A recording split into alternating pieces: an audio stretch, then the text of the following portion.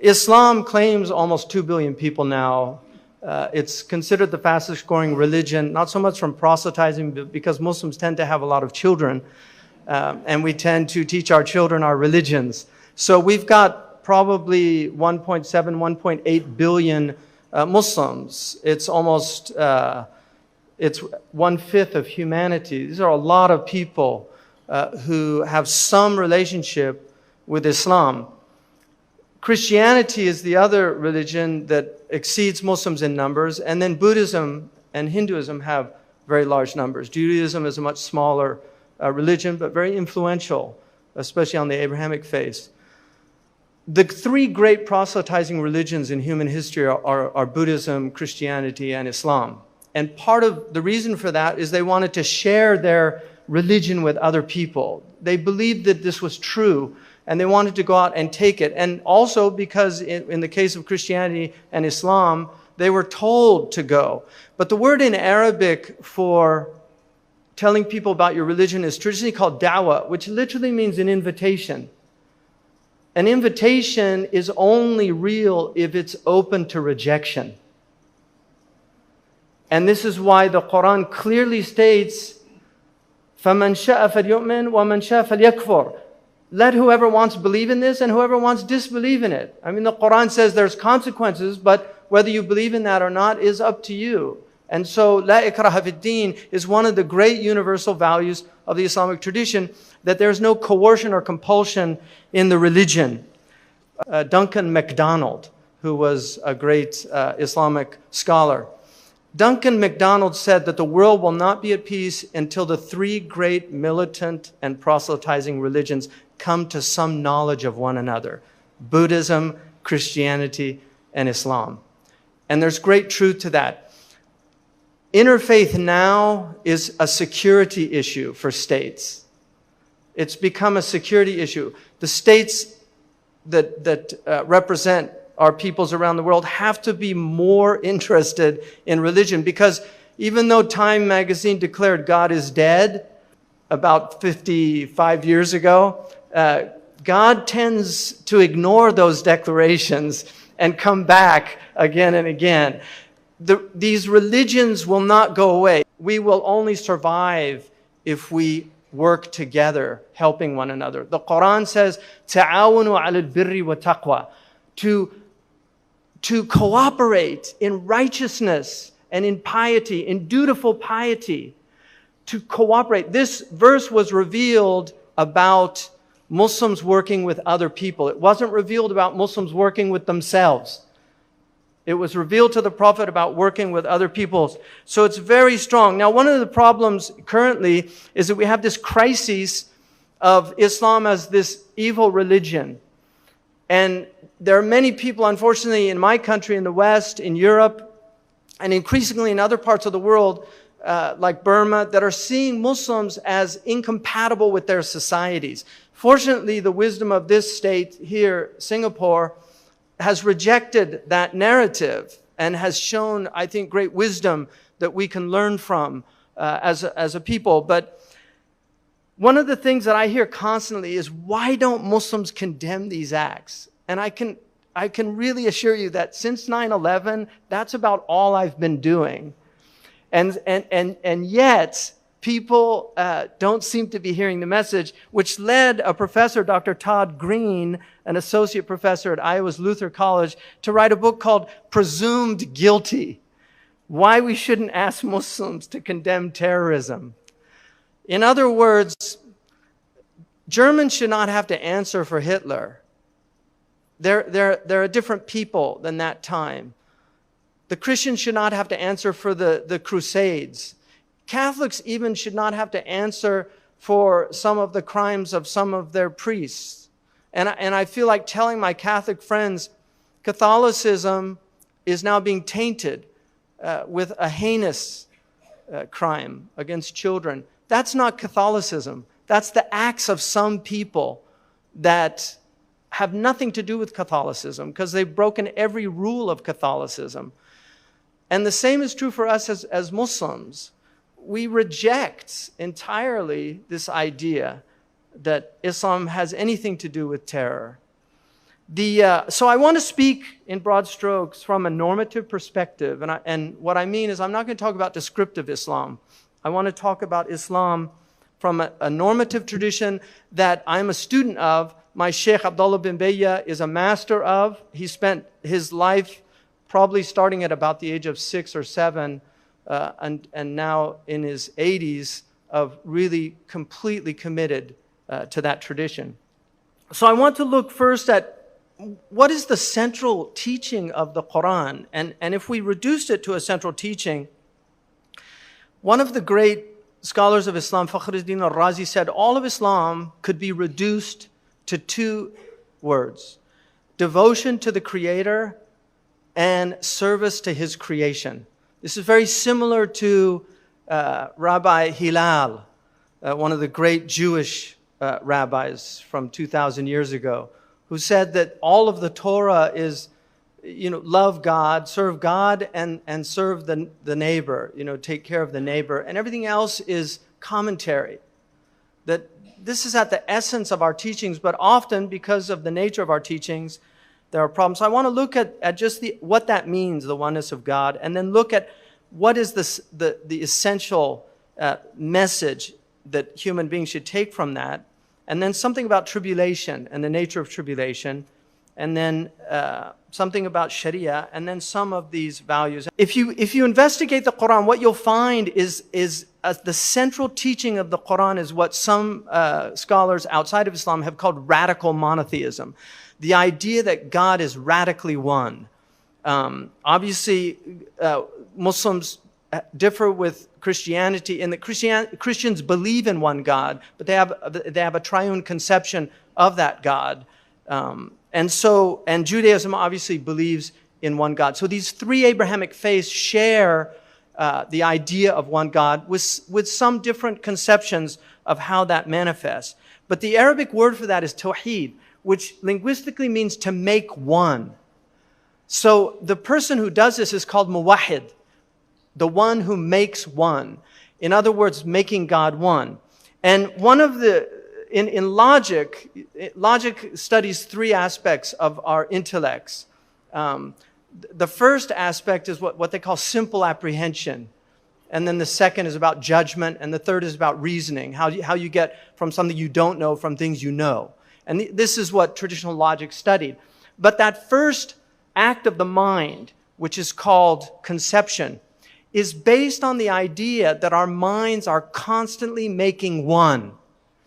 The only reason that we can actually communicate is because of the ability to universalize the particular. When I speak about a glass of water, for instance, the only reason that you know what I'm saying is because you've abstracted the idea of glass. So the particular glass is understood in a universal way. You've made the many one in your mind. And the same is true for water, because water is all over with different tastes and flavors and colors, but you make it one. So I can say, could you get me a glass of water? And I'm not talking about Evian water, or I'm not talking about Perrier water, or some adjective that describes that water. You understand the one out of the many. This is what the mind does. It makes one. And so to understand Tawheed is to understand that your mind, according to our belief, has been designed to see unity in diversity. And this is why the Quran says we have made you nations and tribes, in other words, diverse, to know one another, to see the oneness in each other. The Quran says in Surah Ar-Rum, surely in the creation of the heavens and the earth, and the diversity of your tongues and your complexions is a sign of God. It's a sign of God. Even the fact that we differ, these are all signs of God. And so this human ability to make one not only enables language, but also reveals the very purpose of our existence. The devotional making of one in our understanding. The very one who unveils oneness in this diverse world of multiplicity through the manifestation of divine acts and attributes, the signs of which disclose the sole source behind them for those who reflect. The Quran says, "Huwa al-awwalu wal-akhiru wal-zahiru wal-batin." God is the first without beginning, the last without end, outwardly manifest and inwardly hidden. Outwardly manifest in the diversity of the attributes that manifest in the world, but inwardly hidden in the essence of his oneness. The Quran also makes an argument that this is a fitrah belief, the idea that there's a creator behind this. And this is called the law of causation. One of the things Fakhruddin al-Razi says, that if you take a child, and I actually did this with my kids, experimented on this. He said, if you take a child and you hide, a child even at 2 years of age, and you throw a pebble from a hidden place, the child will crawl to see the source of it or turn his head to look where it came from. The child does not just assume that it popped into existence, because the law of causation is fundamentally embedded in the human being. And so when Pharaoh in the Quran says, قَالَ فِرْعَوْنُ مَا رَبُّ الْعَالَمِينَ, what is the Lord of the worlds? Moses says, you know very well that only the Lord of the world, the heavens and the earth, could have given me these miracles. So in essence, it was saying these are clear proofs of who it is. And so this is the idea. Muslims really believe that it is a fitrah belief. It's part of the principial nature of the human to believe in God. And so at the essence of the Islamic teaching is the idea, فَعْلَمْ أَنَّهُ لَا إِلَهَ إِلَّا اللَّهِ. Know that there's nothing worthy of worship except ultimate reality, which is worthy of worship. Now, Hinduism believes in this. A lot of Muslims think Hinduism is a polytheistic faith. Hinduism is a complex faith, but they have an understanding of ultimate reality, which is the nirguna reality of God, without any attribute. And certainly Judaism and Christianity and Islam.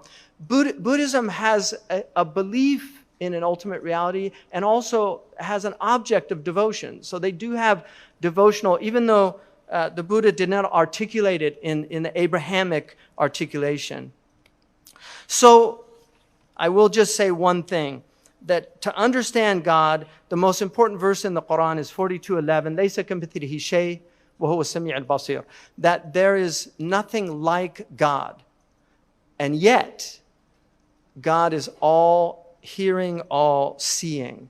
And so the Muslims, like the Catholics, believe in what's called the via negativa, understanding God through what God is not. And so our theologians say anything that occurs to your mind is not God.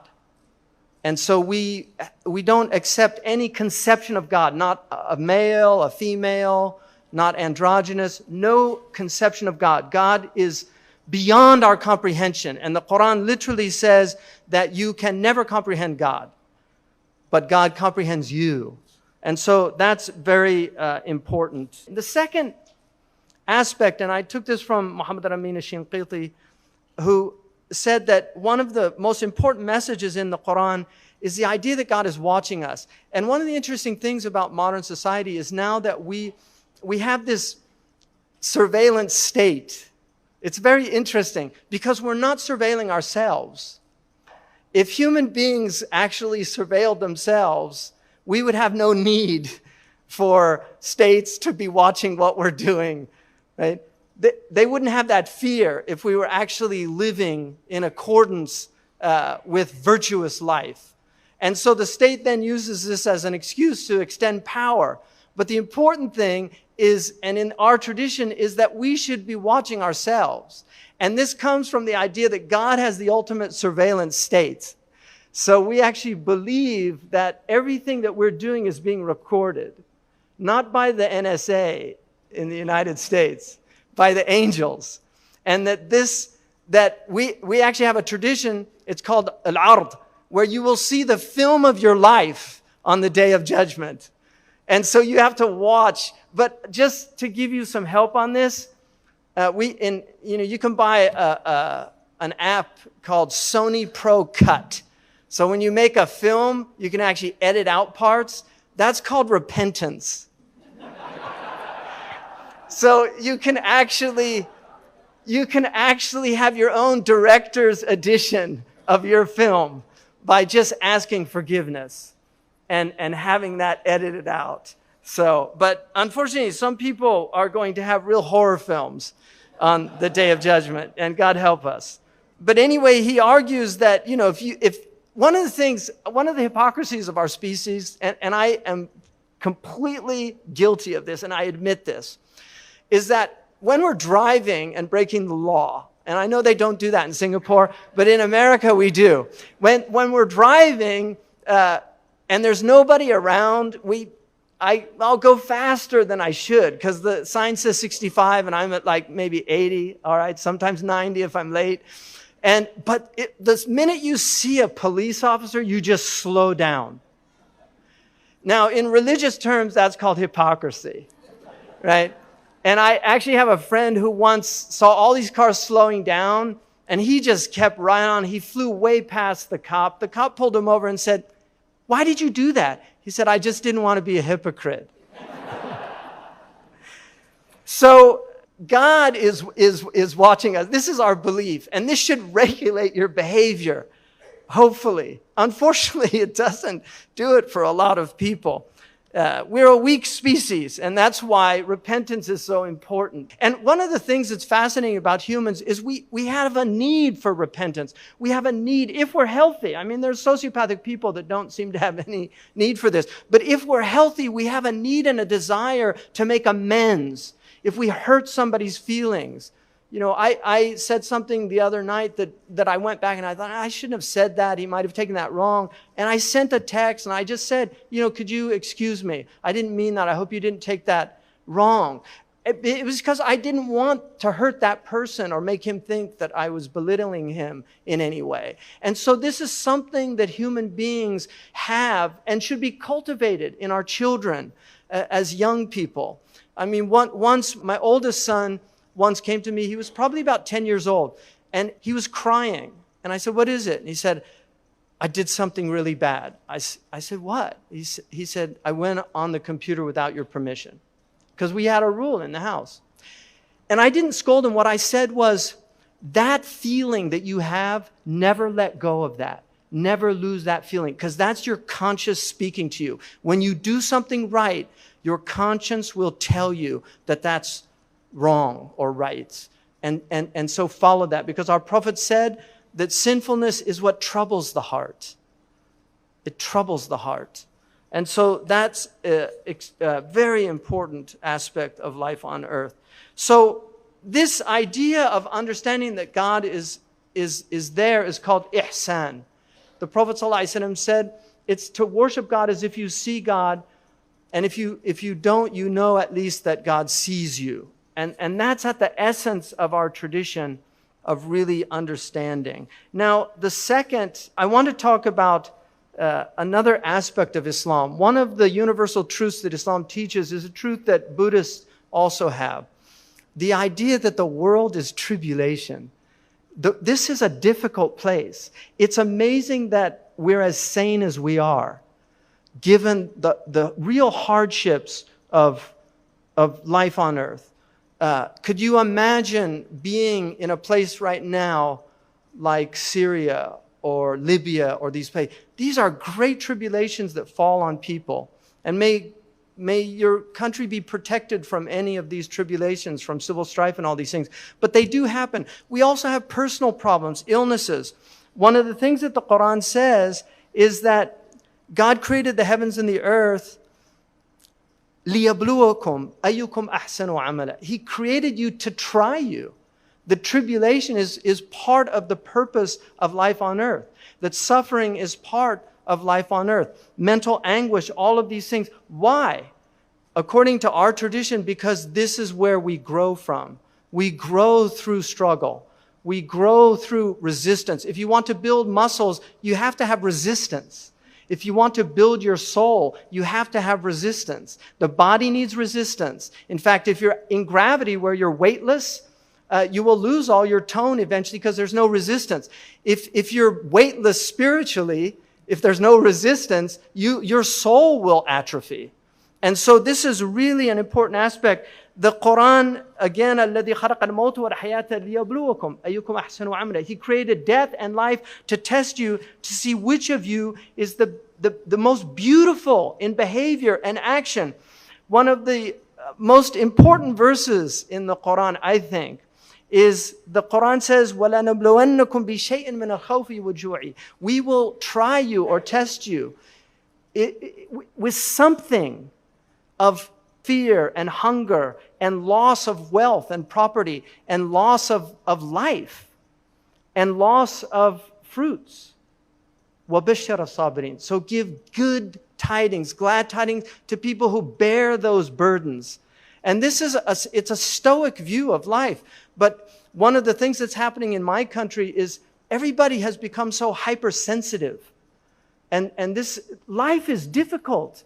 It's very hard. If you look at some of the greatest people in our contemporary history, people like Muhammad Ali or Nelson Mandela, these are people that went through great tribulations in their lives. And what makes them great is that stoicism in the face of that tribulation. That Nelson Mandela could come out of prison after being unjustly imprisoned for all of those years and have no feelings of vengeance against the people that did that to them, without not even coming from a religious perspective, coming from some deep humanistic understanding of life on earth. That is something that we marvel at, but it's something we should admire also and attempt to emulate. And so this is very important. Now, the reason that the Quran talks about bala and fitna, and these are words that are mentioned over 80 times in the Quran, tribulation and trial. They're mentioned over 80 times, لِكَيْ لَا تَأْسَوْا عَلَى مَا فَاتَكُمْ وَلَا تَفْرَحُوا بِمَا أَتَاكُمْ, so that you do not grieve over what you don't get, and you don't become overjoyed with pride about your prosperity. One of the interesting things, I have a Chinese doctor who actually taught me Qigong. And so my Chinese doctor told me that in Chinese medicine, extreme grief and extreme joy are extremely dangerous for the heart. That people can actually die from overjoy, like too much joy. And this is what the Quran is saying. Don't get too overjoyed about what you have, and don't grieve. Just find that middle space and recognize that the grief can be removed in an instant and that joy can be lost in a moment.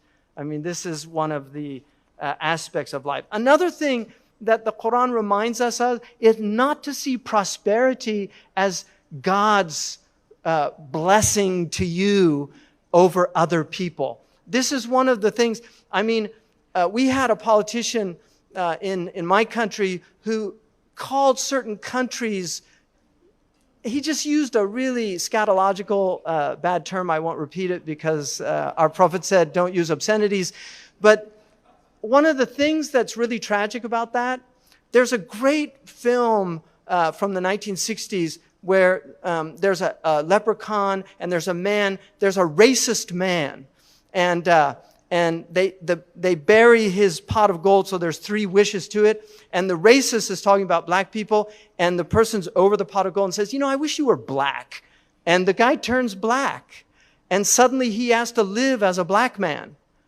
And it would be really, people don't understand that it's just arbitrary where you're born. If you're born in Eritrea, it's very difficult to travel. What crime did you commit in being born in a country?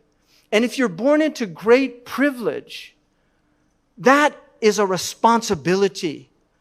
This idea somehow that we're superior because we have prosperity or a more powerful country is a demonic idea. And this is why the Quran says, أَمَّا الْإِنسَانُ إِذَا مَا ابْتَلَاهُ رَبُّهُ فَأَكْرَمَهُ وَنَعَّمَهُ فَيَقُولُ رَبِّي أَكْرَمَنِ.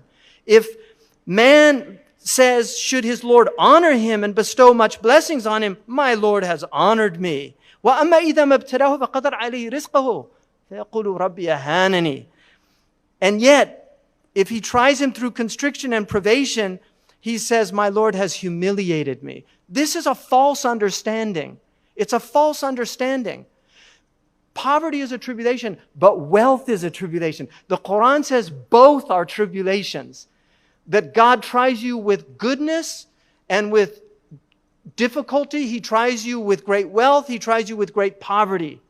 And this is a very important lesson to learn because it creates empathy and compassion. One of my heroes is a Catholic saint called Edith Stein. who wrote a book called The Problem of Empathy. What is empathy phenomenologically? Why do some people experience the pain of other people and other people can just look at it with contempt? This is a real human problem. And this is why the cultivation of mercy is at the essence of the values of Islamic tradition. Our Prophet, and this is the first hadith that we're taught as Muslims when we study in the hadith chain tradition. This was the first hadith that I heard from my teacher with a chain all the way back to the Prophet sallallahu alaihi wasallam. And it is Ar-Rahimun, Yarhamuhum Ar-Rahman, Irham man fil ard, Yarhamkum man fis sama. Those who show mercy, the merciful will show mercy to them. Have mercy on all of those. Man is called sighat al-umum in Arabic. It means generally. Have mercy to everyone. And God will have mercy to you. Sometimes mercy is taking the sword out of the hand of a madman. So it's not always just accepting what people are doing. But mercy is what should motivate us. Compassion for other people. And this is why this is a core value. Our Prophet, وَمَا أَرْسَلْنَاكَ إِلَّا رَحْمَةً لِلْعَالَمِينَ. We only sent you as a mercy to the worlds. So this is at the essence. And this is why it was mentioned earlier, your Mufti mentioned today, this is a core understanding of our tradition. Ibn Qayyim al-Jawziyya said the entire sacred law is merciful. So if it goes from mercy to cruelty, it's not from the sacred law. The entire thing is wisdom. If it goes from wisdom to folly, it's not the sacred law. The entire thing is common benefit, common weal, maslaha. So if it goes from benefit to harm, it's not from the sacred law. And finally, it's all wisdom. So and justice. And so if it goes from justice to tyranny or oppression, it's not from Islam. So that's a really important aspect. Again, I'm going... people can read this if they want to. Another really important thing is the difference between vice and virtue. One of the problems in my country now is moral relativism. One of the most important things about human beings, and when I taught ethics, I began with the Analects of Confucius, which is virtue ethics, the idea of the good human being. All of our religions share profound concepts of virtue. Honesty is a virtue in every country. Integrity is a virtue in every country. Courage is a virtue. Truth is a virtue. The idea of temperance is a virtue. Justice is a virtue. These are not relative concepts. We might have some different conceptions. So there is room. We can have different conceptions of justice. But the essence of justice is the same. This is very important to not allow relativism to destroy our cultures. And the Prophet ﷺ said, I was only sent to perfect the virtuous character. In other words, virtue was embodied in pre-Islamic Arab tradition. They had many beautiful qualities. And the Prophet ﷺ acknowledged those qualities. But then they had things that needed to be removed. Their view that a female child was a blemish for the man. One of the beautiful aspects of Islam is that the Prophet said there's greater reward in raising a daughter. And Imam al-Ghazali said, a true believer will prefer daughters over sons. This completely changes that paradigm of seeing the daughter as some kind of trouble or blemish. No, women are a great gift. The womb in Arabic, the name for we forget woman, womb, man. This is the secrets of kinship bonds, comes from the womb. And this is why in Arabic, kinship bonds are called silat al-rahim, the bonds of the womb that tie us together. And this is one of the secrets. And the Prophet said, from this world, I was made to love women. And that is not in any way a sexual or lustful statement. He loved the brittleness of women. He loved the fact that they cried easier than men. This is not something to be ashamed of or to be a blemish. This is something that he saw as a virtue, that there was more brittleness in that nature. And one of our great Andalusian scholars said that of all the manifestations of God in the earth, the greatest is in the woman because of mercy. because this is at the essence of God's nature. And this is why the Hadith Qudsi says that I have derived the womb, Rahim, from my name, Ar-Rahman, the merciful. So the very name for what a woman has at the center of her being is the name, it's derived from the name of God, the merciful. This is something I think very extraordinary about our tradition. And the fact that we don't qualify it. And then, so I'm going to just do a few concluding points about just the Sharia. The Sharia is grossly misunderstood. The vast majority of Sharia, I have a book, several volumes of the Sharia. The section that deals with governance is the smallest section in the entire book. And yet this is the section that everybody sees as the Sharia. The biggest sections in Islamic Sharia, sacred law, is prayer and purification. And then the next biggest section is the laws of marriage, because of all the problems that happen there, right? But if you follow those rules, your marriages will tend to be sound. And believe it or not, the vast majority of the rules actually privilege the woman over the man. And I'll just give you one example. Only recently, economists have thought about the GDP in relation to non-remunerated services in houses. Like all these women that traditionally have been in houses doing all this work. From the very beginning of Islam, that was understood as work. And this is why in my school, the Maliki school, a woman can charge her husband for laundry or cooking or any of these things. I'm not making this up. If she does it, it's de gratis, so you're lucky if you have a lady that's willing to do that. So now in America, we tend to try to share these. Although in the United States, one of the major reasons for divorce is disputes over domestic chores, right? Because we have women working, and also the husband often expects them to do the traditional things that women have done. So there's two things that I want to say. One, the penal code of Islam. This is sole prerogative of a state.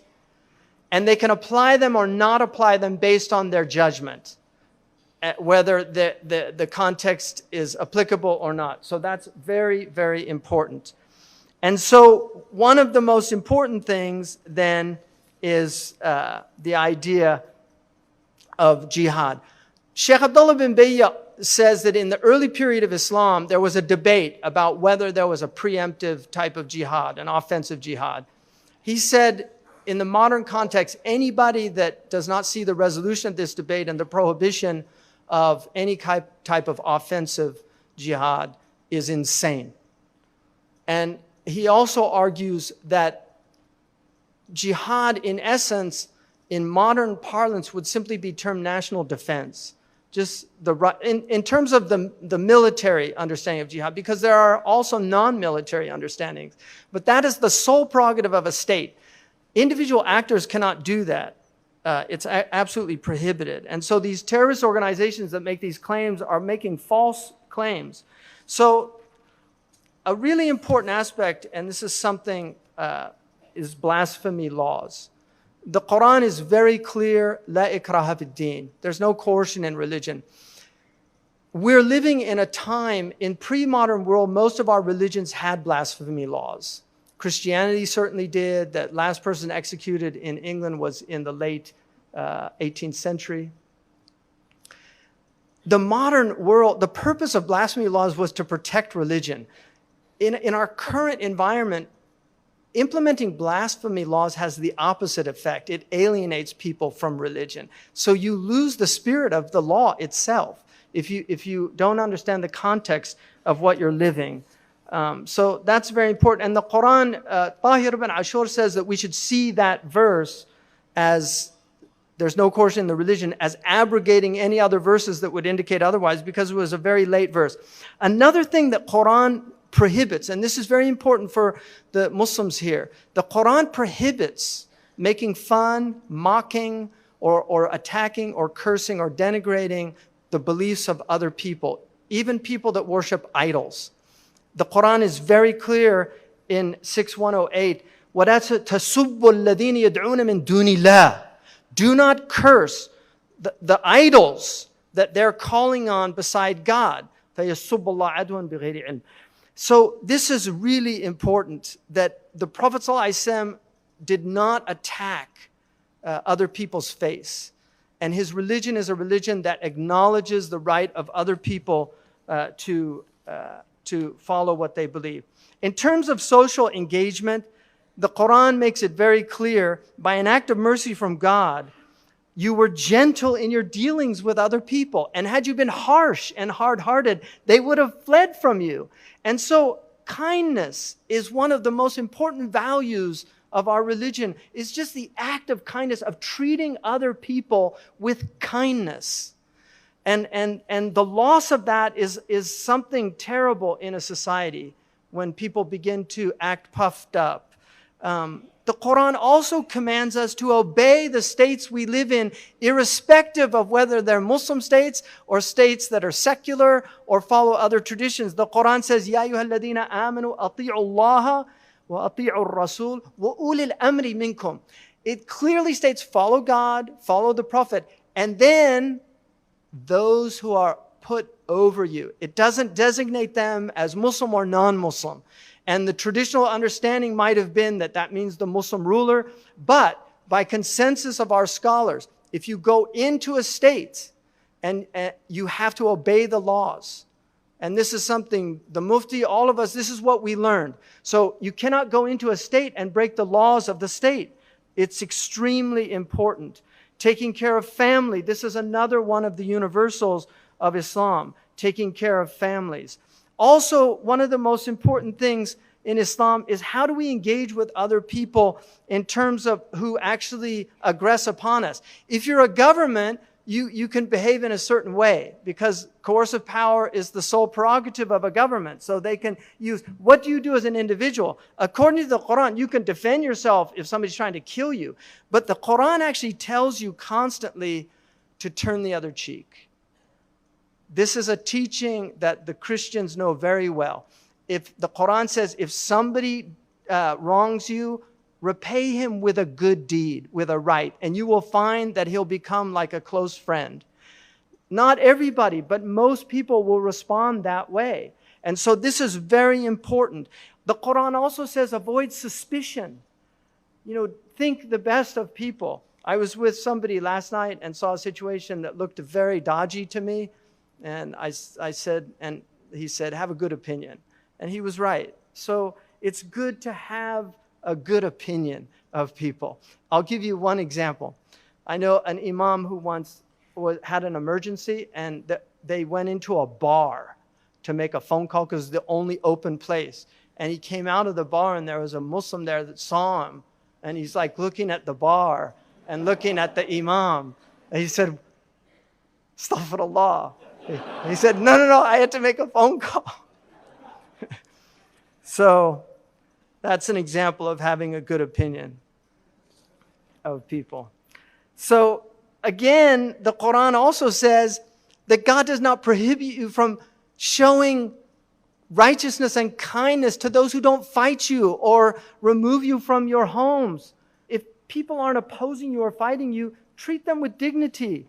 Treat them with respect. The Quran says, خُذُ الْعَفْوَ وَأْمُرْ بِالْعُرْفِ وَأَعْرِضْ عَنِ الْجَاهِلِينَ. Be tolerant and command to what is right and pay no attention to foolish people. The Quran says, if ignorant people say something to you, respond saying peace.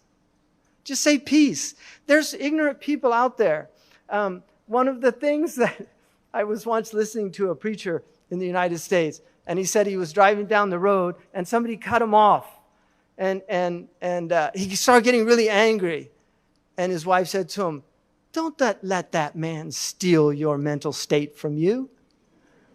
Just find that equilibrium. This is called being in the hub, right? This is called being in the hub. The eye of the hurricane is a good place to be in a hurricane, right? And the world is a hurricane, but there is an eye. in the hurricane of the world, and that's your spiritual centering. You don't have control over your circumstances, but with exercise and practice, you can have control over how you respond to those circumstances. And this is one of the important lessons of Islam. Idfa' billati hiya ahsanu sayyi'ah, nahnu a'lamu bima yasifun. Repel evil with good, the Quran says. We are well aware of what they are doing. In other words, let God sort these things out. The last point that I'm going to make. This is an idea that has been introduced recently in the last 100 years or so. This idea that you have to have absolute loyalty to Islam politically, and you have to disavow any loyalty to non-Muslim political entities. According to Ahmad ibn Hanbal, this is an innovation. And he said, beware of people that call to that. The allegiance in Islam is a spiritual religious allegiance. And Sheikh Abdullah bin Bay has written extensively on this in more than one book, that this idea that you cannot be a faithful citizen in Singapore to the Singaporean state as a Muslim is completely false. That Islam actually not only encourages you, but it obliges you to respect the laws and obey the laws in the state. And this is not modernism. This is the traditional understanding of our religion. And so, in conclusion, human interests by which we achieve order in this world, according to our Usuli scholars of jurisprudence, and Sheikh Abdullah bin Bay is one of the greatest living ones. The first is warding off harm. And this is why in an Aristotelian understanding, we were given what's called the irascible soul. This idea of indignation and getting angry, it's to protect from harm. And it's a good thing if it's regulated by reason. So warding off detriments, which is known by legal theorists as necessities. The upshot of this is warding off harm from these 6 universals, the preservation of religion, of life, of intellect, of family, of property, and of honor, of human dignity. These are the great values of our religious tradition. And securing benefit, which is known to legal theorists as needs. Some of its subsidiaries are things like trade, leases, general benefits exchanged between individuals. And finally, adorning oneself with noble character traits. This is very important, accruing virtue. And this is something, the Asian traditions are very profound traditions in doing this. Things like filial piety, things like honesty in business transactions. If you go to the cemetery of the family of Confucius, there are tens of thousands of people in this amazing centuries of one righteous man who lived a righteous life, and his words live on. And just to honor him, I'll repeat one analect. Confucius, or Confuyi, said, when everybody says this is good, that is bad. And there's a great wisdom in that. You always want dissenting voices because they often see things that you're missing. God created us as triune beings with reason, will, and appetite. We are knowers, doers, and makers. Our knowledge occurs within the immaterial reality of the intellect, our ability to abstract. And the highest abstraction involves deriving the reality of an infinite, all-knowing source for this creation, who is one in essence, acts, and attributes. Hence, the purpose of reason is to know the truth. And then we're given our will to do the good, to ward off harm, to accrue benefits. And finally, we have beauty. That we have appetites that when they're healthy, they desire beautiful things. Our attraction to beauty is part of a healthy nature, and attraction to ugliness is part of a diseased nature. And so, our appetites compel us to adorn our lives with compliments and family and healthy living and productive activities, such as making beneficial and enjoyable goods. Look at our word in economics, goods and services. These are beautiful concepts. Real goods, not apparent goods, real goods. Make things that are productive, that contribute to the common weal. Serve people in ways that are beneficial to your own soul and to their souls. And so this is realized through the useful and the fine arts, the hallmark of which expresses the beauty of a soul in union with the truth and committed to virtue. Truth, goodness, and beauty. These are the virtues and transcendentals that reflect our faith, deeds, and goods. In their restoration, we restore the three fundamental components of our religion. Iman, faith, which is rooted in truth. Islam, service of God and of others, which is rooted in goodness. And ihsan, which is beauty and realizing what God intended for His creation. I thank you very much, and I hope I didn't go on too long, but I appreciate your patience.